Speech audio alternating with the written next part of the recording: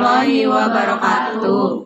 Kami dari kelompok 3, Profesi Kependidikan, ingin mewawancarai seorang guru yang bernama Ibu Ani dan saya sendiri, Aulia Fajrianti, dengan NPM 202014501195, dan ada teman saya yang bernama Mariam Naimah dengan NPM 202014501197. Dan dengan saya Laras Dewi Putri Riani dengan NPM 202014501198. Dengan saya sendiri Hanindita Maharani dengan NPM 202014501193. Dengan saya Khairun Hisaina Riki Rambadanti dengan NPM 202014501160. Dan saya sendiri Rizka Laudin, NPM 202014501187. Dan saya sendiri dengan Alia Suraya dengan NPM 202014501186. Saya ingin mewawancarai meliputi tentang tantangan guru menghadapi revolusi industri 4.0 dan society 5.0. Ibu, sebelumnya saya ingin mempertanyakan, Ibu itu pengalaman menjadi gurunya itu udah lama ya pasti ya Bu? Itu tuh sudah berapa lama ya Bu mengajar? Saya kurang lebih 20 tahun mengajar di MI Madrasah Ibtidaiyah Muhammadiyah 2. Terus saya mengajar di kelas rendah, yaitu kelas 1 sejak awal sampai sekarang ini. Terus menurut Ibu kan Ibu udah lama juga tuh ngajar SD. Terus menurut Ibu seorang guru itu, Ibu menjadi guru itu keinginan sendiri atau dari pihak lain?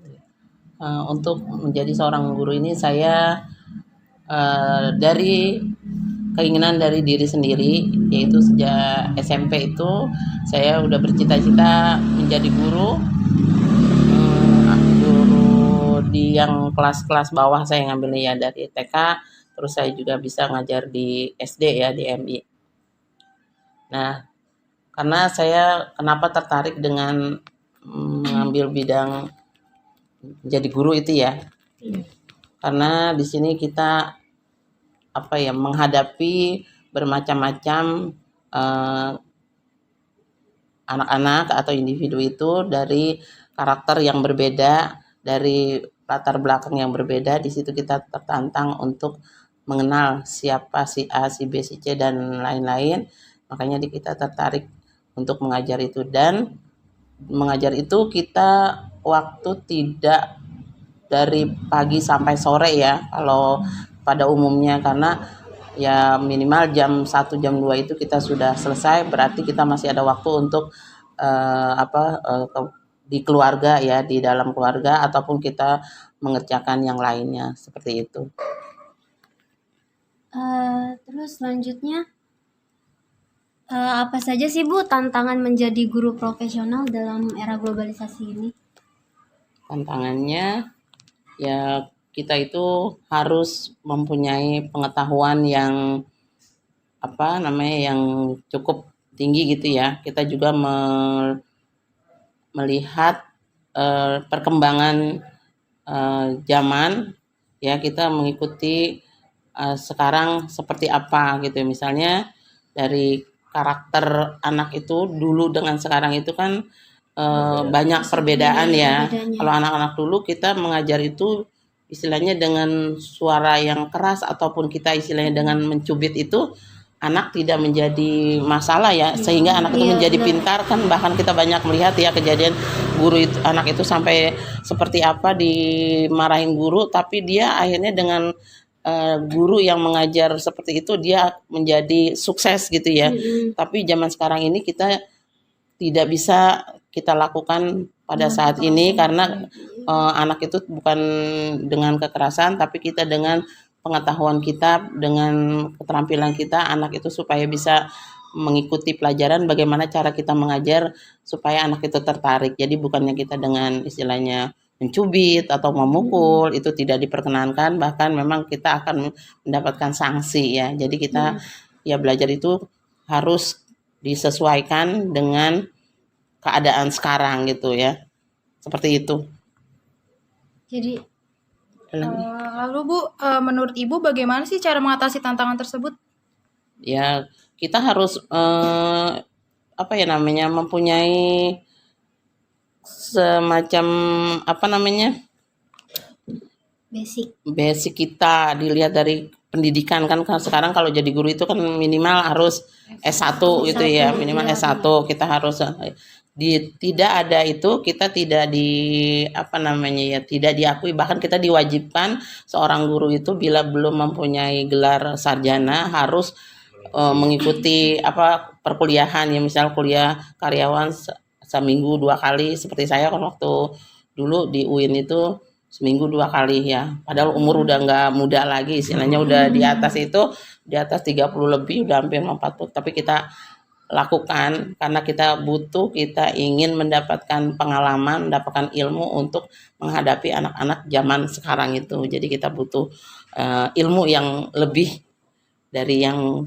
kita dapat, seperti itu. Ada lagi tadi?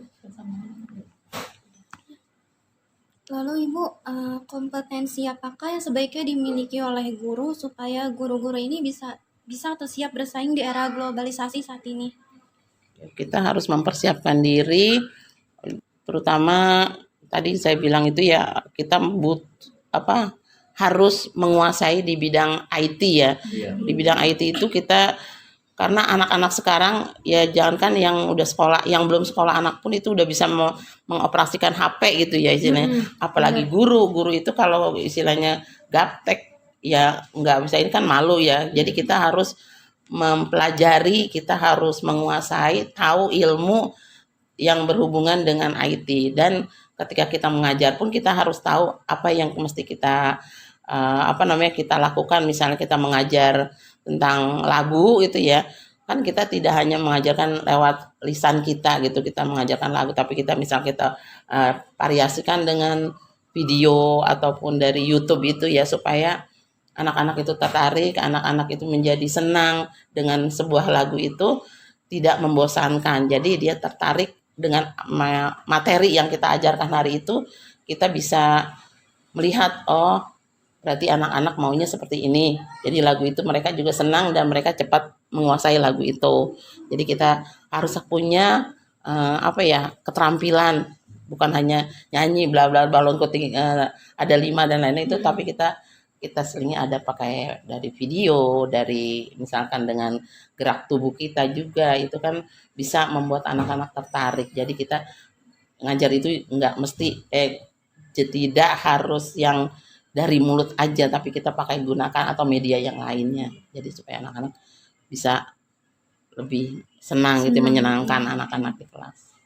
Tapi berarti kan dari kompetensi yang guru itu kan ada beberapa kompetensi ya, Bu.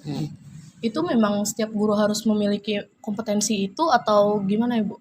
Ya, kalau zaman sekarang ini setiap guru itu dituntut untuk bisa menguasai dari kompetensi itu, misalnya kayak keterampilan, kayak macam tadi IT gitu kan.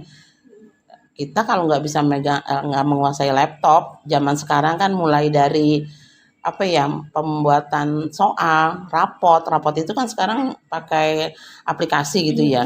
Kalau guru tidak mampu, tidak bisa mengoperasikan dari laptop itu, ya sudah, kita akan ya ketinggalan lah istilahnya dengan yang ini. Jadi kita juga, seorang guru itu harus benar-benar menguasai, walaupun tidak pintar, tapi kita ya maaf kita harus pintar sebetulnya ya. Tapi misalkan memang kemampuannya sampai situ, ya guru itu harus berusaha.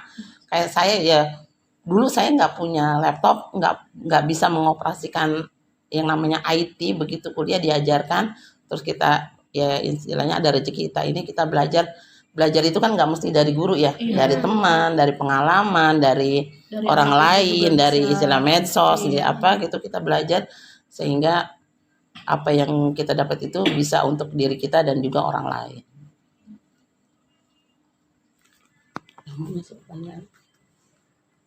Menurut Ibu, bagaimana cara kita menyikapi murid kelas? Anak-anak dalam kelas. Dalam kelas. Di kelas itu kan anak berasal dari berbagai latar belakang yang berbeda ya. Nah, di kelas itu ada anak yang super aktif, ada yang biasa-biasa, ada juga yang istilahnya sangat pendiam ya. Pada saat ini saya juga sampai sekarang menghadapi berbagai macam karakter anak itu. Mereka ya kita dengan cara pendekatan. Jadi kita juga pendekatan dengan orang tua, pendekatan dengan anak. Jadi kita lebih tertantang untuk berkomunikasi dengan anak itu. Jadi kita bukan sekedar ngajarin bahasa Indonesia, ngajarin matematika. Ketika anak itu tidak bisa, ketika anak itu tidak merespon apa yang kita ajarkan, kita harus mencari tahu kenapa ini anak itu. Terus kita juga bertanya kepada orang tua, kenapa ibu ini anak ini nggak mau belajar. Terus ketika kita ngajarin ini dia nggak tertarik apa gitu kan, ada faktor-faktor yang memang misalkan misalnya dari dia karena keluarga, terus karena dari lingkungan, karena dari misalnya dari diri dia sendiri, ataupun dari kesehatan. Itu kan bisa juga mempengaruhi anak untuk sangat belajar itu jadi agak berkurang gitu kan.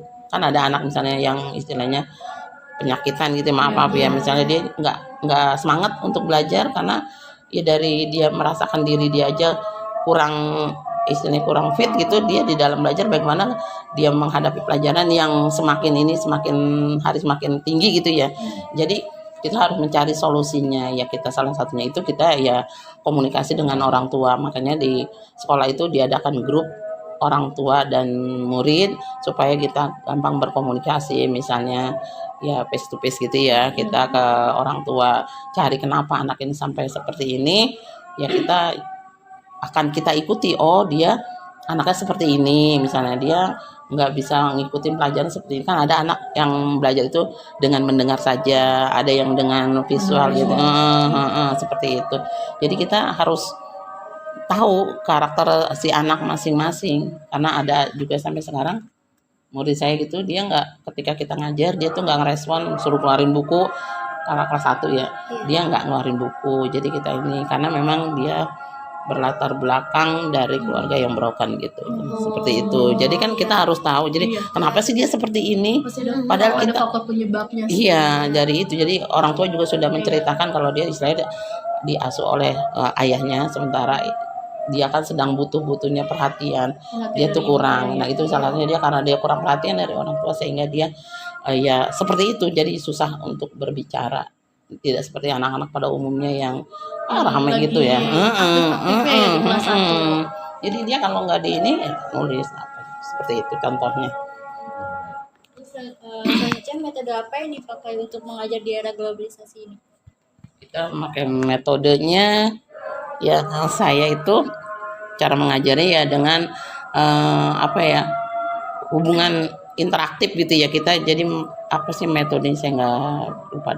Jadi kita belajarnya itu tidak kita sendiri enjoy kita menyampaikan pelajaran, tapi kita juga melihat dari sisi lain. Misalnya metode yang kita pakai metode misalnya praktek proyektor, ataupun kita praktek langsung di lapangan gitu ya. Misalnya kita belajar olahraga ataupun belajar matematika nih, kita belajar matematika.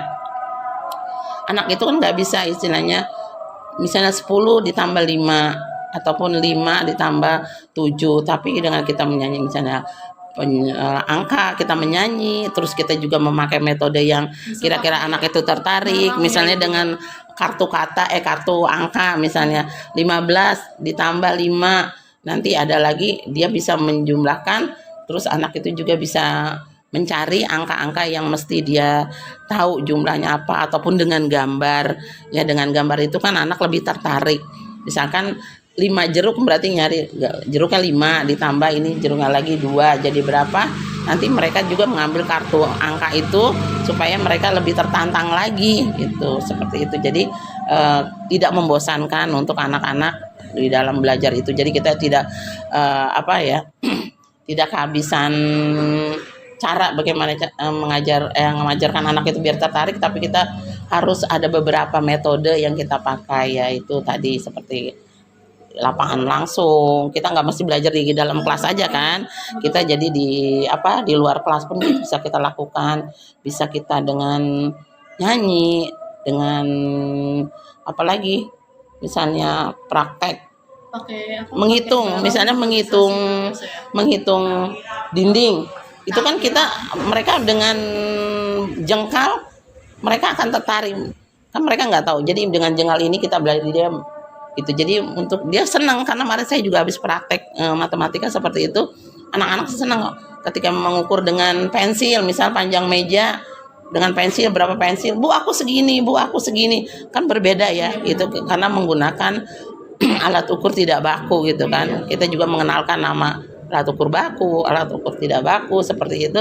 Jadi anak-anak lebih tertarik gitu ketika disuruh seperti itu.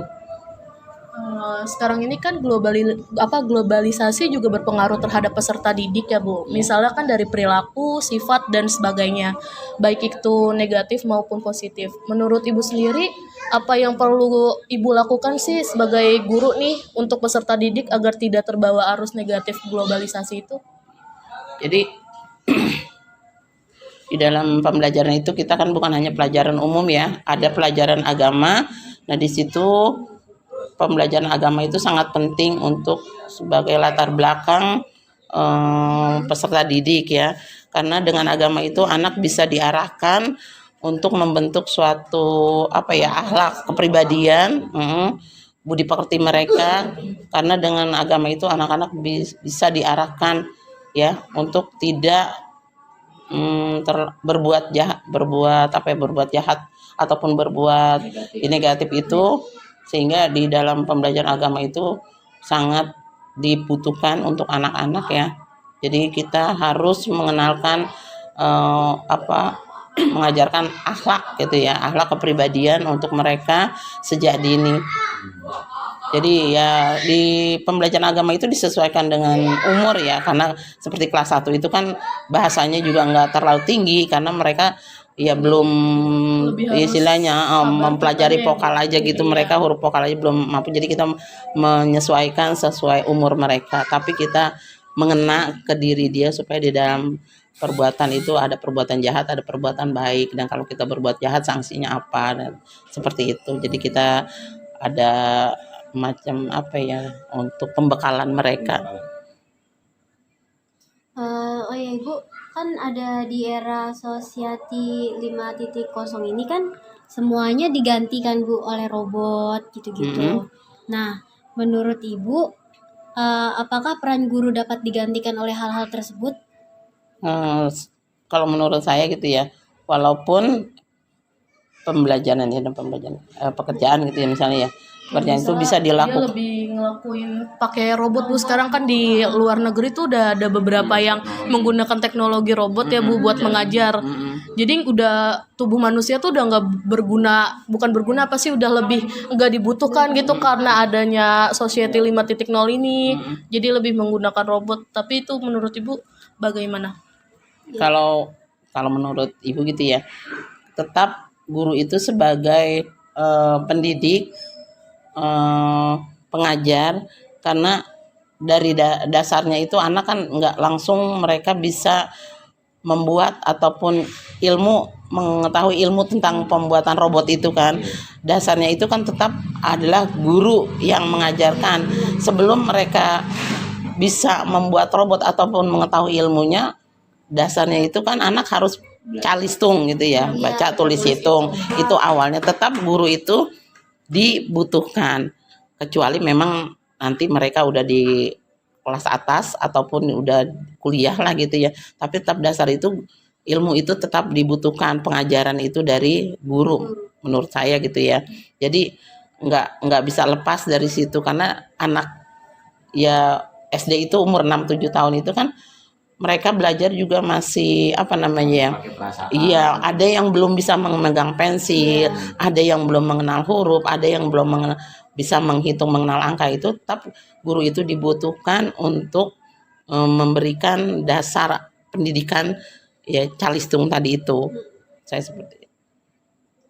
Berarti peran guru itu tidak bisa ya Bu digantikan pakai robot ataupun kayak artis berupa apa sih itu AI itu artificial intelligence gitu.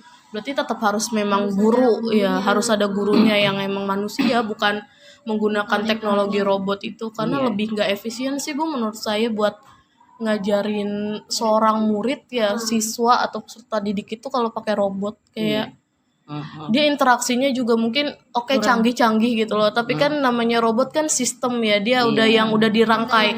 Nanti kan kalau murid itu apalagi kayak anak SD itu lebih banyak yang ingin dia ketahui kan tentang apa yang dia belum tahu. Kalau iya, kalau misal pakai robot kan kayaknya udah disistemin Iya, jadi dia udah dibentuk, udah Iya. diatur nih harus begini, gerakannya gini. Iya. Jadi udah gitu. Tadi apa? Udah ya? Ibu sendiri kalau misal lagi ngajar itu kan di kelas itu kan pasti ada beberapa siswa yang sangat keras ya Bu. Kan mungkin ibu ngajarnya mungkin di kelas 1 atau dasar kan. Tapi kan pasti di beberapa anak murid itu pasti ada yang sifatnya keras dan susah banget. Itu ibu lebih mengarah ngajarnya itu ngasih caranya bagaimana Bu? Iya, di pada kelas bawah ini kan anak-anak usia 6, 7, ada juga yang 8, mungkin karena memang usia 8 tahun mereka baru masuk sekolah karena faktor-faktor tertentu. Nah, di situ di dalam kelas itu kan anak bermacam-macam ya. Ada yang agak temperamen, artinya dia berani memukul temennya, ada yang memang biasa, ada juga yang sangat kurang gitu ya. Nah, untuk anak-anak yang seperti ini ya kita jangan sampai kalah sama anak-anak.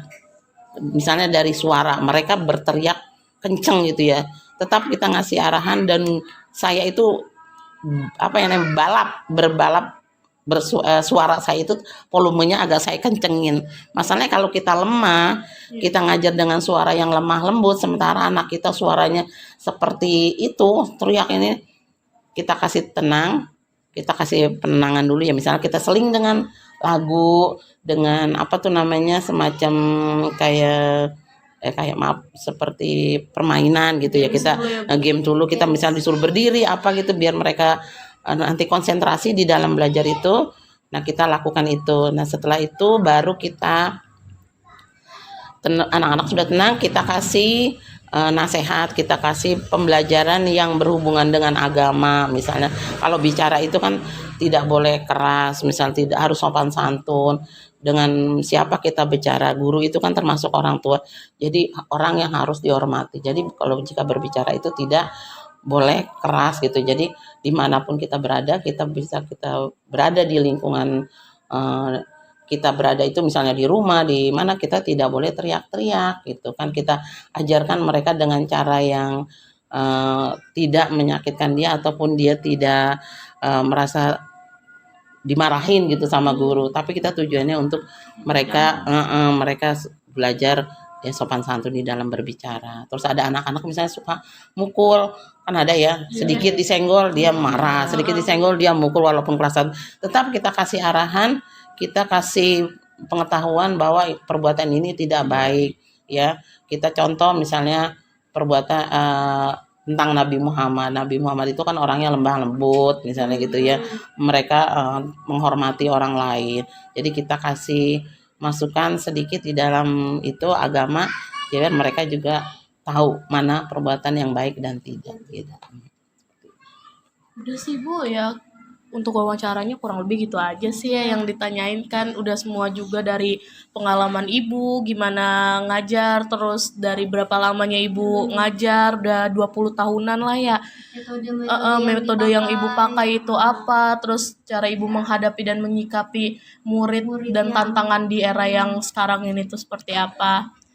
Makasih banget Ibu udah meluangkan waktunya buat diwawancarai. Sekian wawancara dari kelompok 3, kurang lebihnya mohon maaf. Wassalamualaikum warahmatullahi wabarakatuh.